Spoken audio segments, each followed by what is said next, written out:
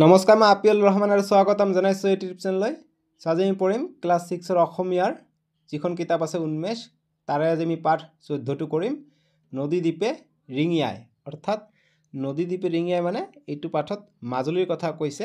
মাজুলীটো কি হয়, এটা নদীদ্বীপ হয়, সেইকাৰণে পাঠটোৰ নাম দিছে নদীদ্বীপে ৰিঙিয়াই। আজি আমি এইটো পাঠৰ যিখিনি ক্ৰিয়াকলাপত প্ৰশ্ন দিয়া আছে, পাঠভিত্তিক যিমানখিনি বস্তু দিয়া আছে সকলোখিনি কৰিম। তোমালোকে ভিডিঅ'টো লাইক কৰি দিবা। 1 নম্বৰবিলাক কৈছে আমাক যে তলত দিয়া প্ৰশ্নসমূহৰ শুদ্ধ উত্তৰটো বাছি উলিয়াই সঠিক বৃত্তটো পূৰ কৰা। তাতে 1 নম্বৰ প্ৰশ্ন অৰ্থাৎ ক নম্বৰ প্ৰশ্ন দিছে যে ছাৰ, ইমান ডাঙৰ সেইটো কি চৰাই, কথাষাৰ কোনে সুধিছিল? ক দিয়া আছে ৰাচিং যায়, খ দিয়া আছে চাংপিয়ে, গ দিয়া আছে মৃলঙে আৰু ঘ দিয়া আছে উৰ্মিয়ে। এই কথাষাৰ কোনে কৈছিলে? গ নম্বৰ হৈ যাব শুদ্ধ উত্তৰ। গ চাৰ্কেলত তোমালোকে গ'ল চিন দিবা। মৃলঙে কৈছিলে। ঠিক আছে। এতিয়া খ নম্বৰ প্ৰশ্ন যে পানীৰ লহৰত ৰঙীন মুকুতা মণিবোৰ কিয় জিলিকি উঠাৰ দৰে লাগিছিল? ক দিছে যে ব্ৰহ্মপুত্ৰ নৈ বিশাল হোৱাৰ বাবে, খ দিছে ফেৰীখন নৈৰ পাৰে পাৰে গৈ থকাৰ বাবে, গ দিছে অস্তগামী বেলিৰ পোহৰ নৈৰ পানীত পৰাৰ বাবে, আৰু খ দিছে কন্দুৱা ফুলবোৰ বতাহত হালি জালি থকাৰ বাবে। ইয়াৰ কাৰণেও গ নম্বৰটো উত্তৰ হ'ব যে অন্তগামী বেলিৰ পোহৰ নৈৰ পানীত পৰাৰ বাবে। এতিয়া আমাক 2 নম্বৰ প্ৰশ্নটো দিছে যে তুমি ওপৰৰ দ্বিতীয় প্ৰশ্নৰ উত্তৰটো কিয় শুদ্ধ বুলি বাছি ল'লা? আমি উত্তৰ কৰিম যে পাঠটোত উল্লেখ আছে যে দুপৰীয়া সময়ত অৰ্থাৎ মধ্যাহ্ন বেলিৰ পোহৰত ব্ৰহ্মপুত্ৰৰ বিশাল জলৰাশিত পৰিছিল। সেই পোহৰৰ প্ৰতিফলনৰ বাবেই পানীৰ লহৰবোৰ ৰঙীন মুকুতামণিৰ দৰে জিলিকি উঠা যেন লাগিছিল। সেয়ে গ উত্তৰটো শুদ্ধ। 3 নম্বৰ প্ৰশ্ন যে নদীদ্বীপে ৰিঙিয়াই পাঠটো পঢ়া আৰু ভ্ৰমণ কাহিনীটো সহপাঠীৰ লগত বৰ্ণনা কৰা। আমি উত্তৰ লিখিছোঁ যে শিক্ষাৰ্থীৰ বাবে ক্ৰিয়াকলাপ। গতিকে এইটো তোমালোকৰ কাৰণে ক্ৰিয়াকলাপ দিয়া হৈছে। গতিকে মই অকণমান তোমালোকক দি দিওঁ যে তোমালোকে এইটো এনচাৰ আহিলে তোমালোকে কেনেকৈ লিখিবা। গতিকে উত্তৰটো তোমালোকে এনেদৰে লিখিব পাৰা ডাইৰেক্ট। মই যিখিনি বৰ্ণনা আৰ্হি দিছোঁ এইটোৱে তোমালোকে উত্তৰ হিচাপে লিখিবা যে নদীদ্বীপে ৰিঙিয়াই পাঠটোত ৰংনিহাং মধ্য ইংৰাজী বিদ্যালয়ৰ 6ষ্ঠ শ্ৰেণীৰ শিক্ষাৰ্থীসকলৰ মাজুলী ভ্ৰমণৰ এক সুন্দৰ কাহিনী বৰ্ণনা কৰা হৈছে। তেওঁলোকে ৰহেন হাজৰিকা ছাৰৰ নেতৃত্বত যাত্ৰা আৰম্ভ কৰি নিমাতী ঘাটত উপস্থিত হয়। তাৰ পৰা ফেৰীৰে ব্ৰহ্মপুত্ৰৰ মনোমোহা দৃশ্য উপভোগ কৰি কমলাবাৰী ঘাট পায়। যাত্ৰাপথ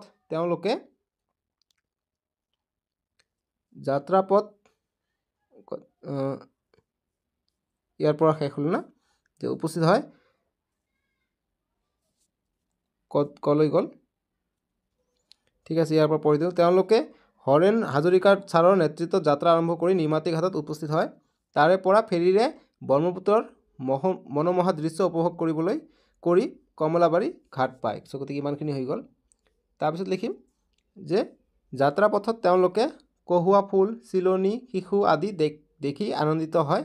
মাজুলীত তেওঁলোকে নতুন কমলাবাৰী সত্ৰ, উত্তৰ কমলাবাৰী সত্ৰৰ মাটি, অখৰা, চামগুৰি সত্ৰৰ মুখা শিল্প আদি প্ৰদৰ্শন বা দৰ্শন কৰে। মিচিং গাঁৱৰ চাংঘৰ আৰু তাঁতশালৰ দৃশ্যই তেওঁলোকক অভিভূত কৰে। অৱশেষত গৰাখহনীয়াৰ ভয়াৱহতা দেখি তেওঁলোক চিন্তিত হয় আৰু বহু মধুৰ স্মৃতি লৈ ঘৰলৈ উভতি আহে। এতিয়া 4 নম্বৰ প্ৰশ্ন দিছে যে তলত দিয়া শব্দবোৰৰ অৰ্থ অভিধান চাই লিখা। আমাক প্ৰথমত দিছে অৰূপ, এইটো লিখিম অতি সুন্দৰ, যাৰ ৰূপৰ তুলনা নাই। 2 নম্বৰ দিছে পৰিভ্ৰমী, লিখিম এঠাইৰ পৰা আন ঠাইলৈ ভ্ৰমি ফুৰা বা ঘূৰি ফুৰা। তাৰপিছত হৈছে দলিচা, লিখিম যে মজিয়াত পৰা ডাঠ কাপোৰ। গতিকে এইখিনি লিখিবা যে মজিয়াত পৰা ডাঠ কাপোৰ। তাৰপিছত থৌকি বা থৌ, লিখিম যে উথপথল বা হুলস্থুল। তাৰপিছত যিটো দিছে যে অভিভূত, এইটো হ'ব তন্ময় নহ'লে আলপুত। তাৰপিছত যিটো দিছে যে হুমি নিয়া, এইটো হ'ব দুখ বা বেজৰত দীঘলকৈ উশাহ লোৱা। এতিয়া 5 নম্বৰ প্ৰশ্ন। 5 নম্বৰ প্ৰশ্নত কৈছে যে তলত দিয়া প্ৰশ্নসমূহৰ উত্তৰ কোৱা আৰু লিখা। ক নম্বৰ প্ৰশ্ন যে ছাত্ৰ ছাত্ৰীসকল মাজুলী ভ্ৰমণলৈ কাৰ নেতৃত্বত গৈছিল? আমি উত্তৰ কৰিম ছাত্ৰ ছাত্ৰীসকল মাজুলী ভ্ৰমণলৈ ৰহেন হাজৰিকা ছাৰৰ নেতৃত্বত গৈছিল। খ নম্বৰ প্ৰশ্ন যে মাজুলীলৈ যাবলৈ তেওঁলোকে ফেৰীৰে কোনটো ঘাটৰ পৰা যাত্ৰা কৰিছিল? আমি উত্তৰ কৰিম মাজুলীলৈ যাবলৈ তেওঁলোকে নিমাতী ঘাটৰ পৰা ফেৰীৰে যাত্ৰা কৰিছিল। ঘ নম্বৰ যে ব্ৰহ্মপুত্ৰৰ চাপৰিটোৰ পৰা ৰিণিকি ৰিণিকি কিহৰ সুৰ ভাহি আহিছিল? আমি উত্তৰ কৰিম ব্ৰহ্মপুত্ৰৰ চাপৰিটোৰ পৰা ৰিণিকি ৰিণিকি অনিত্যমৰ সুৰ ভাহি আহিছিল। ঘ নম্বৰ যে মাজুলী আৰু যোৰহাট সংযোগী দলংখনৰ নিৰ্মাণ কাৰ্য তেওঁলোকে কোনটো ঘাটেৰে যাওঁতে দেখা পাইছিল? আমি উত্তৰ কৰিম যে মাজুলী আৰু যোৰহাট সংযোগী দলংখনৰ নিৰ্মাণ কাৰ্য তেওঁলোকে উভতনি যাত্ৰাত অফলামুখ ঘাটেৰে যাওঁতে দেখা পাইছিল। তাৰপিছত নম্বৰ যে মাজুলীত থকা বিশ্ববিদ্যালয়খনৰ নাম কি? আমি উত্তৰ কৰিম মাজুলীত থকা বিশ্ববিদ্যালয়খনৰ নাম মাজুলী সাংস্কৃতিক বিশ্ববিদ্যালয়। এতিয়া 6 নম্বৰ প্ৰশ্ন যে কোনে কেতিয়া আৰু কিয় কৈছিল লিখা। ক নম্বৰ প্ৰশ্ন যে ব্ৰহ্মপুত্ৰ আৰু ইয়াৰ দাঁতি কাষৰীয়া বিল জলাশয় আদিৰ আশে পাশে শামুক ভঙা কণামুচুৰি মাছৰোকা পানীকাউৰী গঙাচিলনী ডাউক চৰালি বালিমাহী আদি অনেক চৰাই থাকে।